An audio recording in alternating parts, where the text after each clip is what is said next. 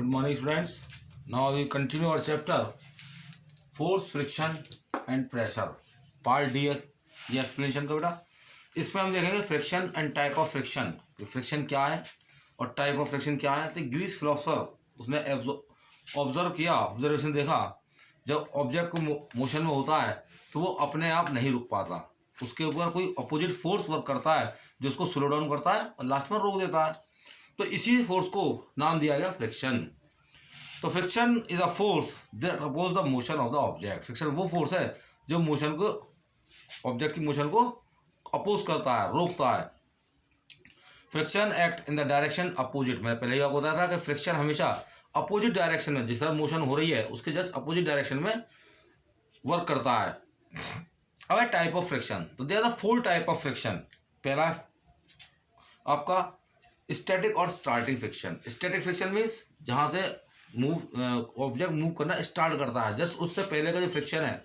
Static का मतलब रुका हुआ, that is known as static friction. फिर आता है काइनेटिक फ्रिक्शन, जब ऑब्जेक्ट मूव करना शुरू करता है और तब जो फोर्स उस पर लग रहा है, जो उसकी स्लो डाउन कराता है या उसको अपोज करता है, तो उसको नाम देते हैं हम काइनेटिक फ्रिक्शन और स्लाइडिंग फ्रिक्शन। उसको स्लाइडिंग फ्रिक्शन में हम बोलते हैं। दूसरा था rolling friction. Rolling means roll करना।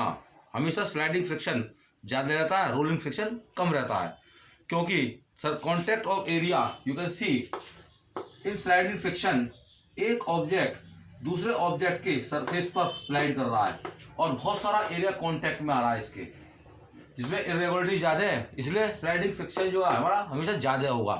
अब ना रोलिंग फ्रिक्शन, अगर मैं इसी बॉक्स को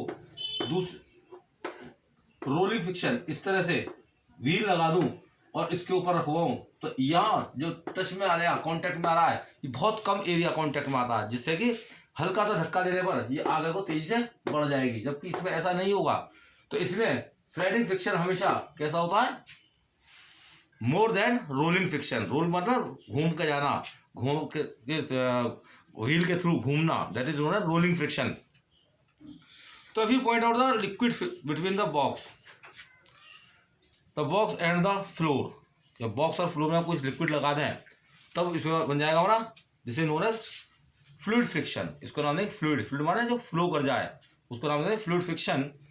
तो स्टैटिक और स्टार्टिंग फ्रिक्शन क्या है एक्चुअल में, the force of friction which come into the play between the surface of 2 bodies before they actually start moving. जब वो एक्चुअली स्टार्ट करते मूव करना, उससे पहले का फ्रिक्शन होता है, that is known as starting friction और स्टैटिक फ्रिक्शन। अब आता है लिमिटिंग फ्रिक्शन क्या है, किसे हम कहेंगे लिमिटिंग फ्रिक्शन। तो maximum force static friction which come into the play, वो मैक्सिमम फोर्स जिससे कि बॉडी स्टार्ट हो जाए, मूव करना शुरू कर दे, come to play body just start moving over the surface, that is known as limiting friction. Next आता है स्लाइडिंग फ्रिक्शन। स्लाइड माने फिसलना, एक दूसरे के ऊपर बॉडी की सरफेस टच होती हुई स्लिप करे, उसे हम नाम देते हैं स्लाइडिंग फ्रिक्शन।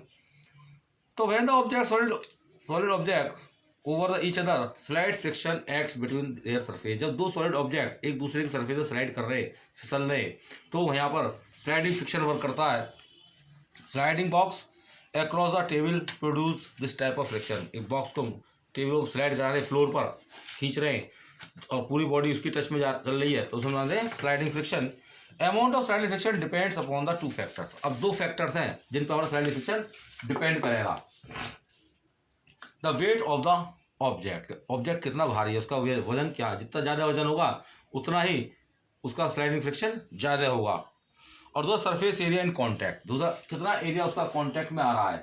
अब मैंने आपको भी बताया कि रोलिंग फ्रिक्शन में सरफेस एरिया बहुत कम कॉन्टैक्ट में आ पाता है, इसलिए यहाँ फ्रिक्शन बहुत कम हो जाता है और व्हील पर कोई भी चीज़ आसानी से भारी चीज़ को आसानी से मूव करा सकते हैं। जबकि स्लाइडिंग फ्रिक्शन में ऐसा नहीं है, बहुत सारा एरिया उसमें कॉन्टैक्ट में आया हुआ है और इसके वेट पर भी, तो उसके ऊपर डिपेंड कर रहा है वेट ऑफ द ऑब्जेक्ट और contact area of the object. तो now sliding friction is less than static friction. मैंने शुरू में बताया कि रीजन क्या था इसका, क्योंकि स्लाइडिंग फ्रिक्शन जो है is less than static friction. अब स्टैटिक फ्रिक्शन में क्या, रुका हुआ, जब तक ऑब्जेक्ट पे हम फोर्स लगा रहे हैं और वो मूव नहीं कर रहा, उसे स्टैटिक फ्रिक्शन कहते हैं। और स्लाइडिंग फ्रिक्शन जो है जब मूव करना शुरू कर दिया तो थोड़ा कम होता है वो, इसलिए ऑब्जेक्ट मूव कर लेता है। अब बताओ बेटा रोलिंग फ्रिक्शन। रोलिंग फ्रिक्शन का क्या है, रोल करना, घूमना। तो an object such as the ball और wheel roll over the surface rather than slide. अब यार ये स्लाइड नहीं करते बल्कि घूमते हैं, रोल करते हैं ये। और तो rolling friction tends to be less than sliding friction. और ये भी रीजन बताया मैंने भी कि रोलिंग फ्रिक्शन क्यों कम होता लगता है स्लाइडिंग फ्रिक्शन से, क्योंकि कॉन्टैक्ट एरिया बहुत कम टच में रहता है।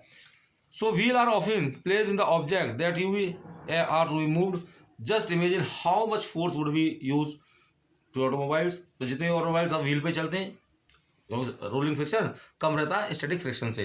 तो now thank you, have a nice day.